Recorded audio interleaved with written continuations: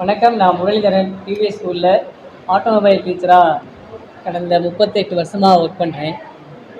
நேற்று இந்த அவார்ட் பற்றின நியூஸ் வந்தோடனே சார் வந்து திடீர்னு சடனாக அந்த ப்ரோக்ராம் அரேஞ்ச் பண்ணதுக்காக நான் முதல்ல நன்றியை தெரிஞ்சுக்கிறேன். ரொம்ப தேங்க்ஸ் சார். அவர் இந்த ஸ்கூல் ஃபங்க்ஷனுக்கு இவ்வளவு சீக்கிரம் நல்ல ஏற்பாடு பண்ணதுக்காக ரொம்ப தேங்க்ஸ் சார். இந்த அவார்டு வந்து எனக்கு எப்படி கிடச்சதுன்னு எல்லாருமே கேட்குறீங்க. ஆனால் அவார்டுக்காக நாங்கள் எதுவும் ஒர்க் பண்ணலை. நான் ஒர்க் பண்ணுற ஸ்கூல் வந்து அந்த மாதிரி ஸ்கூல். லக்ஷ்மி வித்யாசங்கர் மேனேஜ்மெண்ட் வந்து நல்ல தொலைநோக்கு பார்வை உள்ள மேனேஜ்மெண்ட்.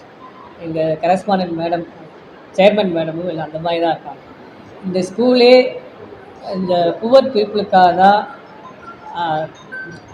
கட்டிருக்காங்க, அந்த மாதிரி தான் செஞ்சுருக்காங்க. இங்கே சரௌண்டிங்ஸில் உள்ள பீப்புள்ஸ் எல்லாமே ரொம்பவும் ஃபஸ்ட் ஜென்ரேஷன் லேர்னர்ஸ், புவர் ஃபேமிலியை சேர்ந்தவங்க. அவங்களுக்காக நாங்கள் தான் சர்வீஸ் பண்ணோம். ஸ்டூடெண்ட்ஸ் வந்து 10th எவ்வளவு மார்க் கம்மியாக வாங்கியிருந்தாலும் ஹையர் வந்து இந்த கோர்ஸ் படித்து நிறைய மார்க் வாங்கியிருக்காங்க. ஈவன் தோ நான் எண்ணிக்கையில் பார்த்தா இந்த ஸ்டூடெண்ட்ஸோட எண்ணிக்கை குறைவாக இருக்கலாம். அப்படி இருந்தாலுமே அவங்க எல்லாமே சமூகத்தில் வந்து ஒரு மோசமான நிலைமைக்கு போயிடக்கூடாது. அதுதான் நான் செஞ்ச சாதனையாக நான் நினைக்கிறேன். இவங்களை வந்து மாற்றிருக்கோம். நம்ம ஸ்கூல் மூலமாக ஸ்கூலில் நிறைய ஆக்டிவிட்டிஸ் செய்கிறோம். பர்சனல் கவுன்சிலிங், பேரண்ட்ஸுக்கு எல்லாமே செஞ்சு அவங்களுடைய மைண்டு கம்மியான மார்க் வாங்கிட்டோன்னு சொல்லி ரொம்பவும் வருத்தப்பட்டு அவங்க வந்து வேறு ஏதாவது சமூக விரோத செயல்களில் ஈடுபடக்கூடாதுங்கிறதுக்காக அவங்களை வந்து நல்ல மனுஷர்களாக மாற்றிருக்கோம். அது வந்து இந்த ஸ்கூலுக்குரிய ரொம்ப பெருமையான விஷயமாக நான் தெரிவிச்சுக்கிறேன்.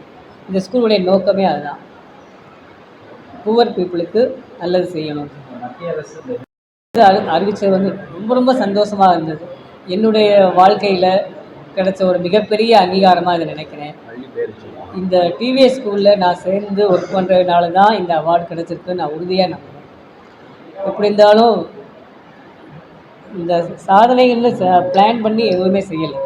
இங்கே நம்ம ரெகுலராக எல்லாருமே செய்யக்கூடிய மாதிரி வேலைகள் செஞ்சோம். அதெல்லாம் சாதனையாக மாறி இன்றைக்கி அவார்டாக கிடச்சிருக்கு. இவ்வளவு சாதனை செய்கிறதுக்கு நம்ம இந்த ஸ்கூலில் வந்து எனக்கு வாய்ப்பு ஏற்படுத்தி கொடுத்துருக்காங்க. அதுக்கு நான் அந்த நிர்வாகத்துக்கு நான் ரொம்பவும் கடமைப்பட்டிருக்கேன்.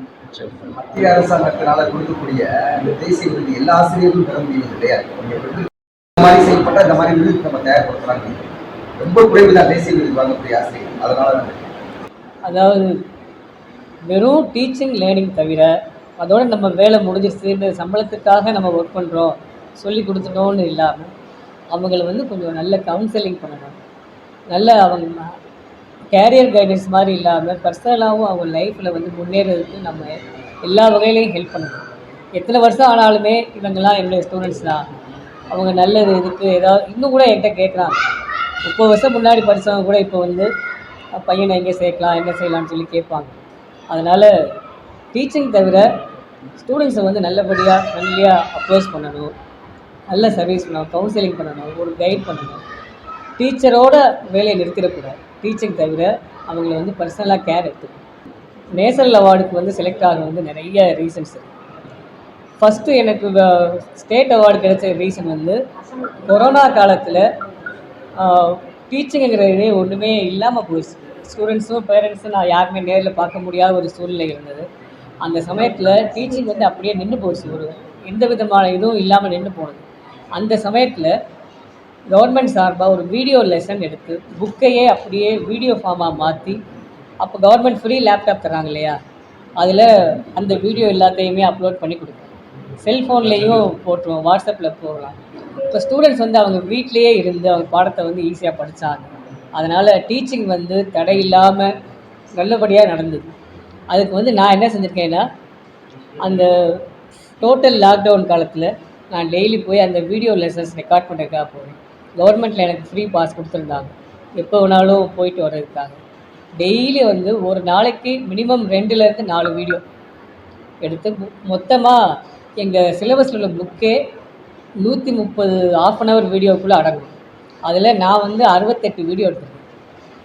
அது ஒரு மெயின் காரணம். புக்கு எழுது டெக்ஸ்ட், இந்த கவர்மெண்ட்டுடைய டெக்ஸ்ட் புக் நான் எழுதியிருக்கேன், அதை வீடியோவாக மாற்றிருக்கேன்.